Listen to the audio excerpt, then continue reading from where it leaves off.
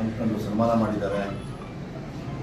ಇಲ್ಲಿರುವಂಥ ಎಲ್ಲ ಅಧ್ಯಕ್ಷರು ಶಿವರಾಮೇಗೌಡರು, ಕಾರ್ಯದರ್ಶಿಗಳು ಎಮ್ಮೇಗೌಡರು, ಬಸವರಾಜಣ್ಣವರು, ಗವರೇಗೌಡರು, ಚೆನ್ನಿಗೇಗೌಡರು, ನಾಗರಾಜನವರು, ರಾಮಕೃಷ್ಣನವರು, ಚಂದ್ರಣ್ಣವರು, ನಾಗಣ್ಣವರು, ವಸಂತ ಕುಮಾರ್ ಪಿ ಡಿ ನಮ್ಮ ಆತ್ಮೀಯರಂತ ವಸಂತ ಕುಮಾರ್ ಅವರು ದೀಪಂತವ್ರೆ. ಇವತ್ತು ಏನು ಹೊಸ ವರ್ಷ, ಎಲ್ಲರೂ ಕೂಡ ಆರ್ಥಿಕ ಶುಭಾಶಯಗಳು 2026 ಆರ್ಥಿಕ ಶುಭಾಶಯಗಳು ನೀಡ್ತಾ ಇವತ್ತು ನಾನು ಕರೆದಿ ಅಭಿನಂದನೆ ಮಾಡಿದರೆ ನನಗೆ ಹೆಚ್ಚು ಹೊರೆಯನ್ನು ಕೊಟ್ಟಿದ್ದೀರಿ. ನನಗೇನು ಈ ಥರ ಸನ್ಮಾನದ ಅವಶ್ಯಕತೆ ಇರಲಿಲ್ಲ, ಬರೀ ಕರೆದು ಮಾತಾಡಿದ್ರೆ ಆಗ್ತಿತ್ತು. ಇದು ತುಂಬ ಕಷ್ಟದಲ್ಲಿ ಬೆಳೀತಾ ಇರುವಂಥ ಸಂಘ.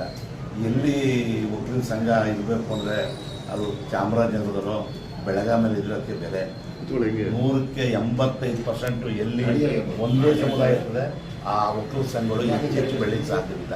ಆದರೂ ಕೂಡ ಸತತವಾಗಿ ಎಲ್ಲರೂ ಕೂಡ ಪ್ರಾಮಾಣಿಕವಾಗಿ ಸಂಘವನ್ನು ಕಟ್ಟಿ ನಮ್ಮ ಒಕ್ಕಲಿಗ ಸಂಘ ಬೆಳಿಬೇಕು ಅಂತೇಳಿ ಇಳಿ ವಯಸ್ಸಿನವರು ಕೂಡ ಎಲ್ಲ 60 ವರ್ಷ ಮೇಲ್ಪಟ್ಟವ್ರೆ ಎಲ್ಲ ನಿವೃತ್ತಿ ವಯಸ್ಸಿನವ್ರು ಬಂದು ಇವತ್ತು ಈ ಸಂಘವನ್ನು ಯಶಸ್ವಿಯಾಗಿ ಕಟ್ಟಿ ಬೆಳೆಸ್ತಾ ಇದ್ದಾರೆ. ಅವರಿಗೆ ನಾನು ಆಭಾರಿಯಾಗಿದ್ದೇನೆ.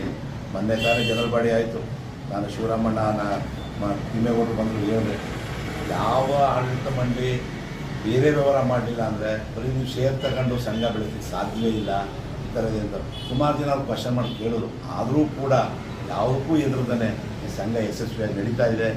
ಮೊನ್ನೆ ಜವರೇಗೌಡರು ಹೇಳಿದ್ರು, ರಾಜಕಾರಣ ಒಂದು ಕಡೆ ಮಡಗೋಣ, ಸಹಕಾರ ಸಂಘದಲ್ಲಿ ಹೆಚ್ಚು ರಾಜಕಾರಣಗಳು ಇತ್ತೀಚೆಗೆ ಕಲುಷಿತ ಆಗ್ತಾಯಿದೆ. ಒಂದು ಯಾವುದೇ ಹಾಲು ಉತ್ಪಾದಕರ ಸಹಕಾರ ಸಂಘ ಆದರೂ ಕೂಡ ಒಂದು ವಾರ 10 ದಿನ ಮಾಡ್ತಾಯಿದೆ. ಇಡೀ ವರ್ಷ ಪೂರ್ತಿ ರಾಜಕಾರಣ ಮಾಡಿದ್ರೆ ಆ ಸಂಘಗಳು ಮೇಲ್ಬರಲಿಕ್ಕೆ ಸಾಧ್ಯವಿಲ್ಲ. ಅವ್ರು ಹೇಳಿದ್ರು, 1 ಎಕರೆಗೆ 90,000 ನಾವು ಫಿಕ್ಸ್ ಮಾಡಿದ್ವಿ. ಹೊಸದಾಗಿ ಕಿಸಿಯಲ್ಲಿ ಸಾಲ ಮಾಡಿದ್ರೆ ಬೆಳೆ ಸಾಲ ತಗೊಂಡ್ರೆ ತಿರ್ಗಾ ಅವ್ರಿಗೆ 5% 10% ಏರ್ಸ್ಕೊಂಡು 1 ಲಕ್ಷ 1.5 ಲಕ್ಷ ಅದ್ರ ಮೇಲೆ ಹೋಗ್ತಾಯಿಲ್ಲ. ನಾವೆಲ್ಲ ತಾವು ಹೇಳೋದು 5 ಲಕ್ಷ ಬಡ್ಡಿ ರೈತ ಸಾಲ ಕೊಡ್ತೀವಿ ಅಂತೇಳಿ 5 ಲಕ್ಷ ತಗೊಳಕ್ಕೆ ಅವರು ಒಂದು ಸರಿ ಆಧಾರ ಮಾಡೋದು 3 ಲಕ್ಷ 3 ಎಕರೆಯಲ್ಲಿ 2 ಎಕರೆಯಲ್ಲಿ ನಾವು ಕೊಡೋದು 90,000 ಹೋಗಿ. ಇನ್ನು ಅದಾದಮೇಲೆ 5% 10% ಅಂದರೆ 1.5 ಲಕ್ಷ ಆಗ್ತದೆ. ಖಾಸಗಿ ಬ್ಯಾಂಕ್ಗಳು ನೀವು ಬರೀ ಆಧಾರ್ ಕಾರ್ಡ್ ಕೊಡಿ, ಧರ್ಮಸ್ಥಳ ಕ್ಷೇತ್ರದವರು ಆಧಾರ್ ಕಾರ್ಡ್ ಕೊಟ್ಟರೆ 4 ಲಕ್ಷ ಸರ್ವಿಸ್ ಸೆಂಟರ್ ಕೊಡ್ತಾರೆ. ನಾವು 1.5 ಎಕರೆ ಆಧಾರ ಮಾಡಿಬಿಟ್ಟು ನಾವು ಯಾವ ಮಕ್ಕಳು ಮದುವೆ ಮಾಡೋಂಗಿಲ್ಲ, ಇಲ್ಲ ಬೇರೆ ಬ್ಯಾಂಕ್ ಹೋಗೋಂಗಿಲ್ಲ, ಆಧಾರ ಆಗಿದೆ. ಈಗ ಇದನ್ನು ಮಾಡಬೇಕು ಅಂದರೆ ಬೇರೆ ಕಡೆ ಬಡ್ಡಿ ಕಟ್ಟಬೇಕು. ಇದು ಬಡ್ಡಿ ರಹಿತ ಸಾಲ.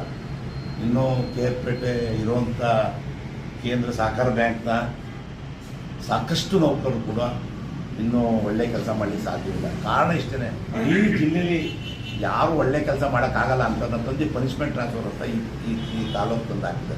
ನಾನು ಸುಮಾರು 3 ಬ್ರ್ಯಾಂಚ್ ಹೋಗಿದ್ದೆ, 20 ವರ್ಷ ಆಗದೆ. ಅವ್ರಿಗಿನ್ನೂ